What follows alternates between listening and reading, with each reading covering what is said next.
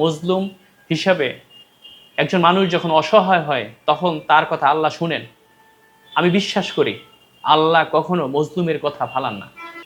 আর সর্বোপরি বলবো বিএনপির ঊর্ধ্বতন সবচেয়ে বড় এখন যিনি আছেন সে হচ্ছে তারেক রহমান। আমি জানি আপনি প্রচুর ব্যস্ত থাকেন, আপনাদের দেখি ছোটখাটো বিষয়, রিক্সাওয়ালা আপনার সাথে দেখা করতে চাইলে সেটাও আপনি দেখা করেন।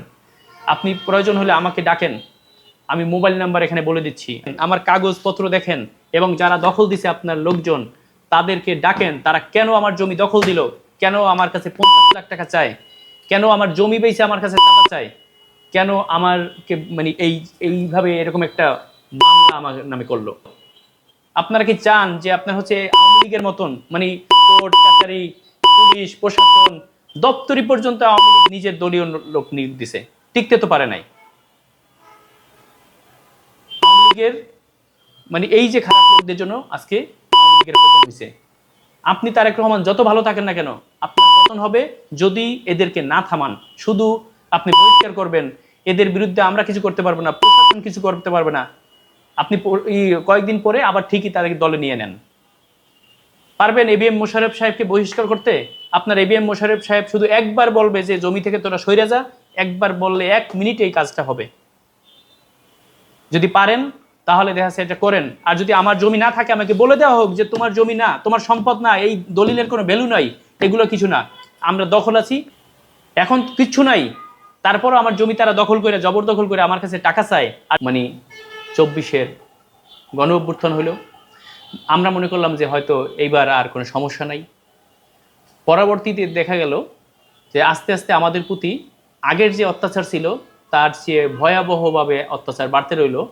কিন্তু ব্যক্তি তারাই, সেই আগের মামলাবাজ, আগের ভূমিদস্যু, আগের দেখাচ্ছে যারা ত্রাস করতো সেম লোকরা শুধুমাত্র একটা সাইড থেকে আরেকটা সাইডে চলে আসলো, তারা হয়ে গেল সব বিএনপি।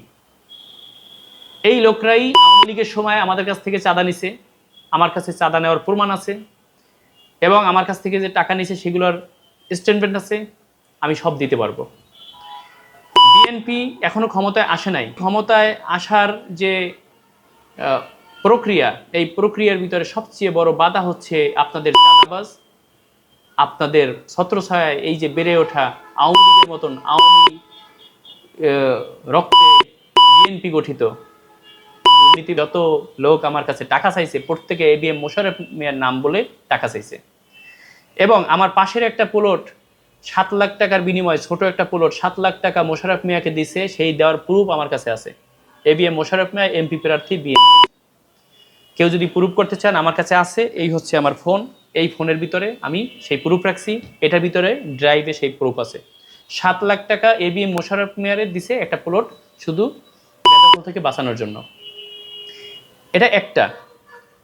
কুয়াকাটায় অন্তত মানে এরকম কয়েক ডজন প্লট মালিকের রিসোর্ট এবং মালিককে ধৈর্য চাইপে ধৈর্য সই নিয়া এরকম চাঁদা নেওয়ার ঘটনা কুয়াকাটায় ঘটছে। মজলুম যখন আল্লাহর কাছে কিছু বলে তখন আল্লাহ আর ওই মজলুম এর ভিতরে কোনো বাধা থাকে না, সরাসরি মজলুমের কথা আল্লাহ শুনে।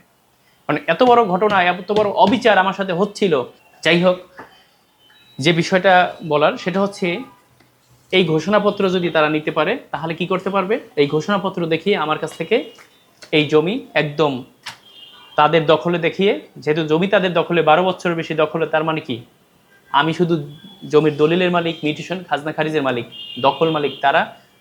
এবং তারা ঘোষণাপত্র মামলা করছে। চিন্তা করেন চাঁদাবাজি কোন স্টেজে গেছে, যেখান থেকে আমি যখন চাঁদা দিতে ব্যর্থ হয়েছি আমার জমি বেইছে তারা চাঁদা দিবে, জমি বেইছে যখন চাঁদা দেয় নেই তখন কোর্ট থেকে তারা হচ্ছে তাদের দখলে জমি আছে এইরকম একটা ঘোষণাপত্র নিতে চাইছে। আমি আওয়ামী লীগের সময় মনে করতাম বিএনপি প্রচুর ভালো, বিএনপি আসলে আমি রক্ষা পাবো।